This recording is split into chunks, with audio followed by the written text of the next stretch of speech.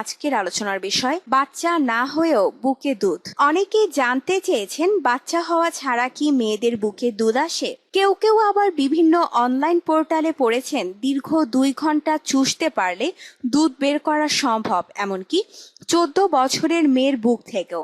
অনেকে আবার নিজের গার্লফ্রেন্ড বা কাজিনের ওপর এসব প্রয়োগও করেছেন। যারা এসব অজ্ঞের মতো কথা জানতে চেয়েছেন বা প্রয়োগ করেছেন তাদের জন্য বলছি, বাচ্চা ছাড়া কোনো মেয়ের বুকেই দুধ আসে না। যদি কেউ বলে চুষলে দুধ বের করা যায়, সে মিথ্যে বলেছে। বাচ্চা না হলে কি মেয়েদের বুকে দুধ আসতে পারে? তবে সেটা বেশিরভাগ ক্ষেত্রেই কোনো রোগের লক্ষণ হয়ে থাকে। স্ত্রীর দুধ পান করা স্বামীর জন্য অনুচিত। স্তনের বুকে দুধ শুধু শিশুদের জন্য।